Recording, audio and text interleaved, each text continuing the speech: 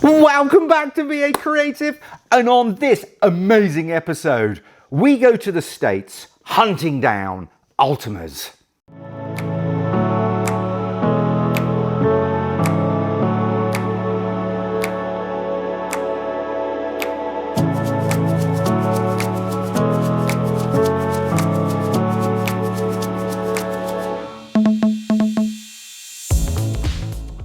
What an episode we've got for you this week. Yep, V8 Creative has been over the pond for the last 10 days, and one of my primary objectives was to hunt down Ultima owners, to bring you, the viewership, what it's like to actually sit in one of these incredible machines and be pinned back to your seat as you're catapulted down the road.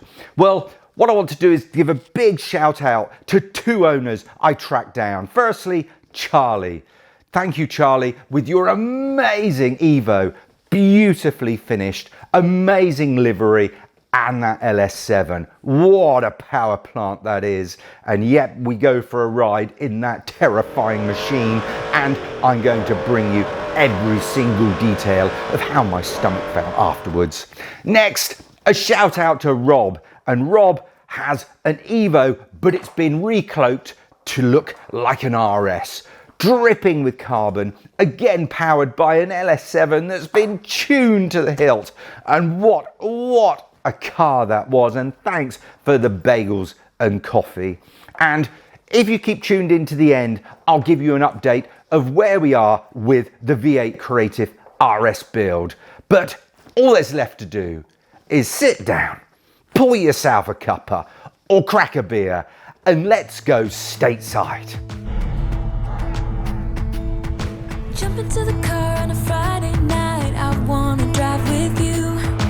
Looking for a bar in the nearest town, I've never seen a sky so blue.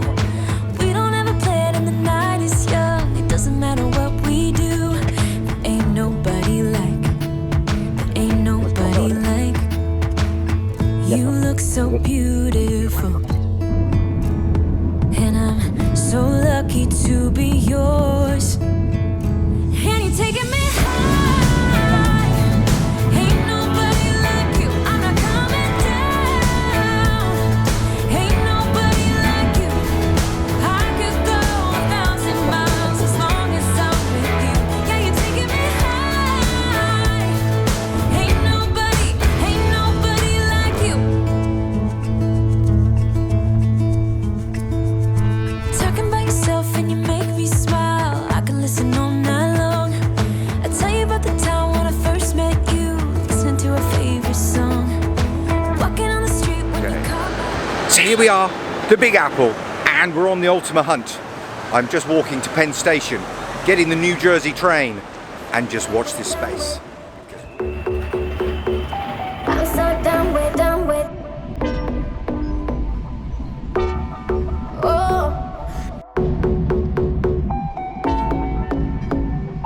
I'm so done with. I got time so long. Hi everyone, V8 Creative in Oakland in New Jersey, and I found an Ultima. In this very garage, I'm going to introduce you to Charlie, and what an amazing car this is. So let me just spin you around, and we're going to hear about how he built this astonishing Evo, and then we're going to go out for a ride. Welcome! So yeah, this is my new garage in Oakland, in New Jersey. And I have a visitor today. Yeah. From out of the country. And yeah, this is the garage. I didn't build the car in this one, I built it in the bay over. But I soon found they needed a place to store the car. So we used that garage. I didn't want the kids driving past it with their bicycles and scratching it, so it got its own little home. Built this Evo in 2018, and like I say, I think it took about 3.5 months to construct it, get it ready for its road test in New Jersey, which took another 3.5 months to get all the paperwork in order with the state and such. But had it on the road ever since. We do track days with it, charity events, car shows, constantly working on it, improving it, it's a blessing, and I've learned so much about cars and motorsport. I do everything on it. Yeah. Do the alignments, the corner balancing, the suspension setup. There's hardly a thing that I didn't do, on the car.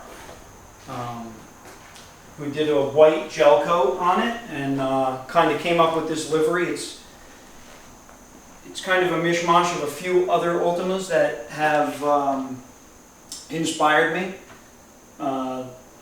One of the neat things, I guess, about the livery is the stripe doesn't go over the nose. It goes from the splitter through the radiator duct and up and over.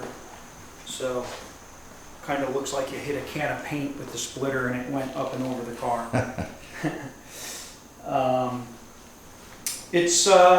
I tried to build it as much in the factory's form that they would do. The engine is a fully built LS7.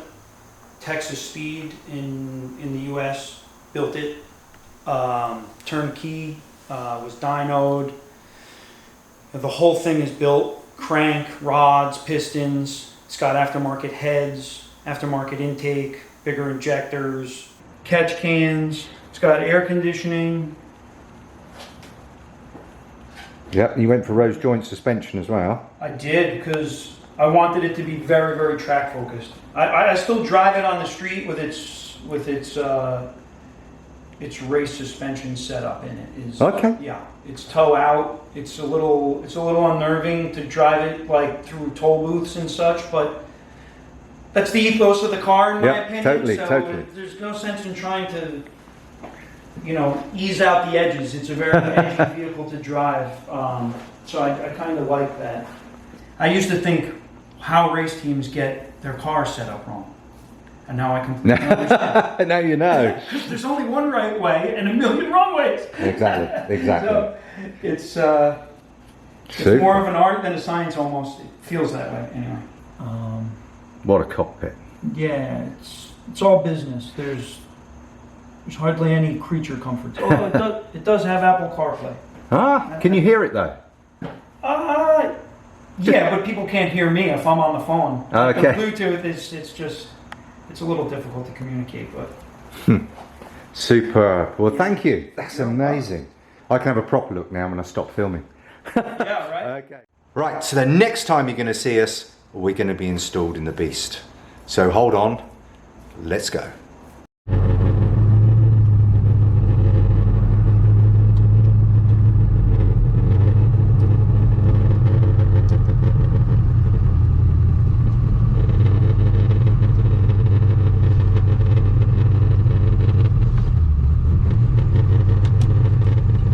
Wow, isn't it great?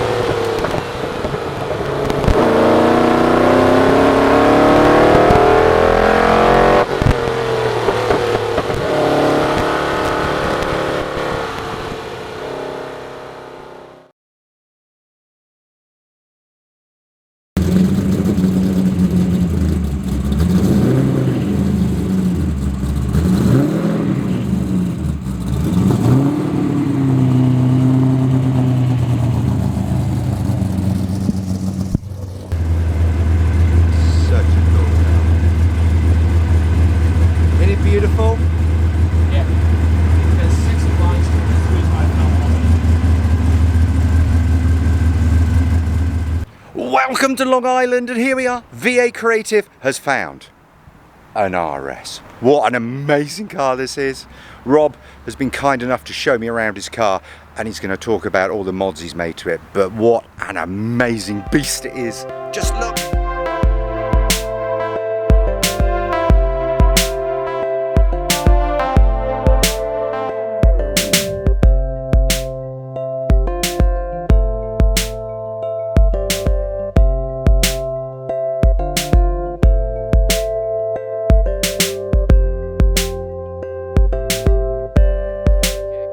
Start from the front, work our way back. Yeah, let's do that. It's a Chevy LS7. There is nothing stock inside it at all anymore. The only thing stock on it is the block itself. It's been re-sleeved with the higher ductile iron sleeves. It has a Cali's super lightweight crank in it. It has Cali's Manly rods, I think they are. I forget the name of the company that made the rods. The heads are masked. I think they're 235s. The drivetrain is all Jessel. Red line is 9,000. Wow. It'll do it all day long. Daily dry sump system. No problem with the oiling. The intake is an atomic intake from MSD with a 102 throttle body. What sort of torque is that engine putting out? Have you rolling roaded it, or? It's been on a dyno. I think we had just shy of about 800 at the wheels.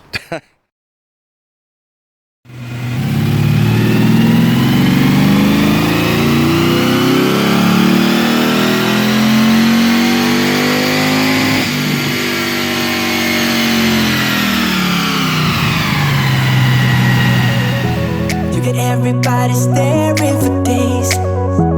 All they see is just a young, pretty face. But I'm trying to get to know you much better.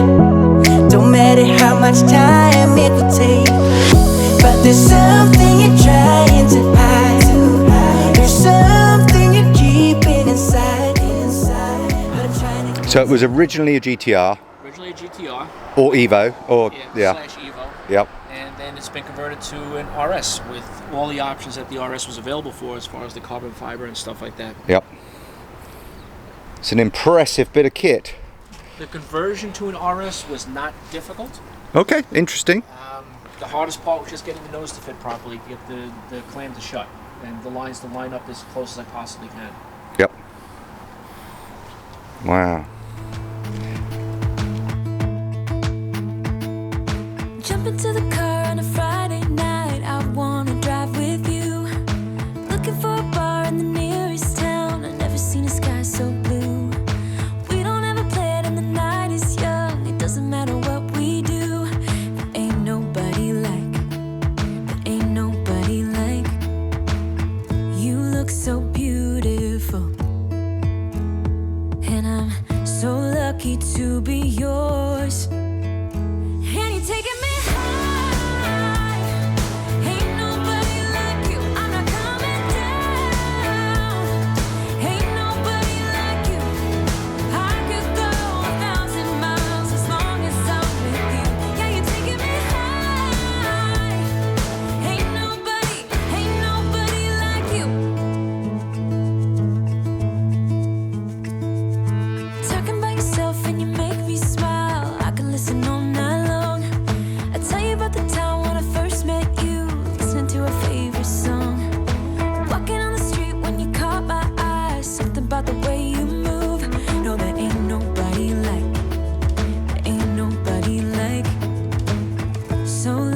To be yours. And you're taking me high. Ain't nobody like you. I'm not coming down. Ain't nobody like you. I could go 1,000 miles as long as I'm with you. Yeah, you're taking me high. Ain't nobody like you. Ultima RS update. And I must apologise, firstly, because the acoustics on this part of this episode will be terrible. I haven't got my lapel mic on, but the beast is ready now to be picked up by the factory in its covered trailer. And there's a few prep things I have to do before it gets picked up, like, for example, zip tying up all the cables. all the hoses to make sure they're not scraping on the ground, because a lot of them aren't terminated correctly at this point in time. Next, I'm just going to double check the ride height to make sure she hasn't settled while sitting here over the last few weeks, which is unlikely, but it's always best to check in case we have any issues loading it on that trailer. And I guess that's about it really. It will be sad to see this go because my garage will be empty for a couple of 3 weeks. Now, what I'm going to do now is I'm going to put you on time lapse so you can see me disassemble my virtual study, because this beast has to be rotated 90 degrees, pointing at the door, ready for the delivery driver to pick up my monster.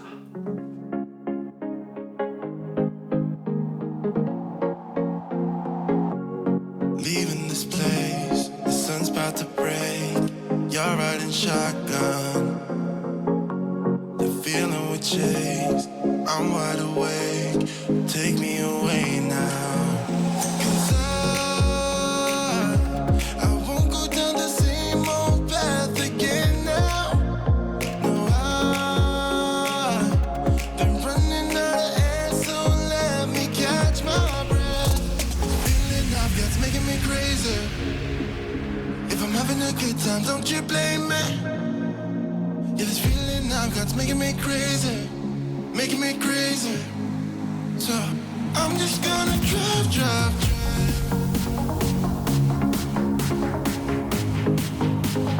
I'm just gonna drive. I'm just gonna drive.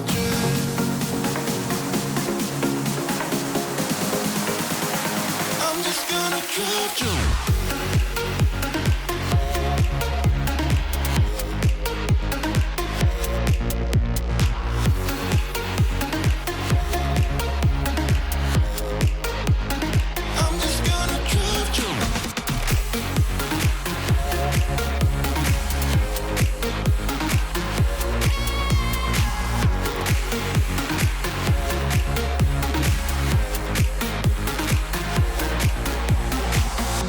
Wherever we go, we're taking control. The future is ours now. The road never ends. It's me and my friends. These are the good times. And I'm feeling like I could go on forever. And I've been running out of air, so let me catch my breath. Feeling I've got's making me crazy. If I'm having a good time, don't you blame me. Yeah, this feeling I've got's making me crazy, making me crazy. So I'm just gonna drive.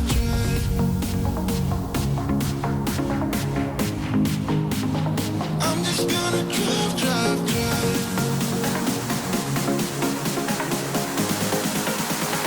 I'm just gonna drive.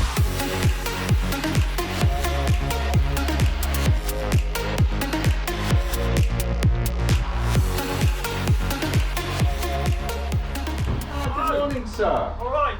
Oh, good, thank Managed to you. get it to move then. Yeah, it moves and it's it's going away on holiday. Yeah. And come back a different beast. It will. It'll come up all white. Wow. Yeah, so there you go.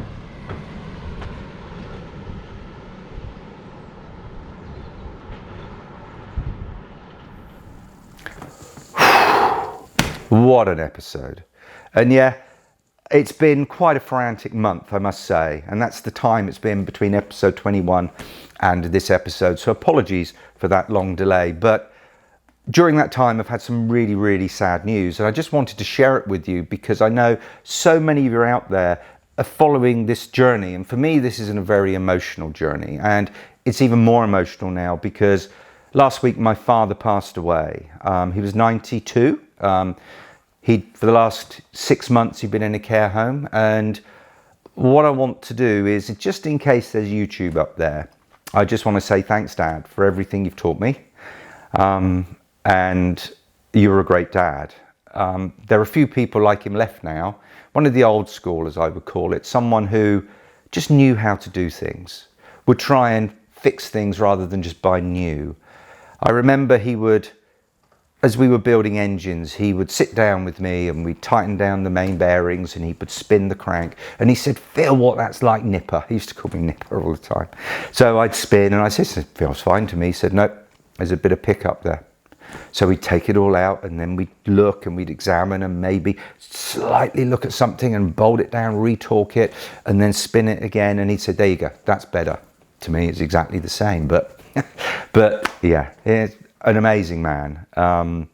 And I will do a video in the future of all his little projects, all the things he done as an engineer, as a model maker, as a go-kart racer. He just did so much in his life. So all I want to say is, if you're listening, Dad, thank you for everything. And until next time, thanks everybody. And keep spannering. And remember, family are number one.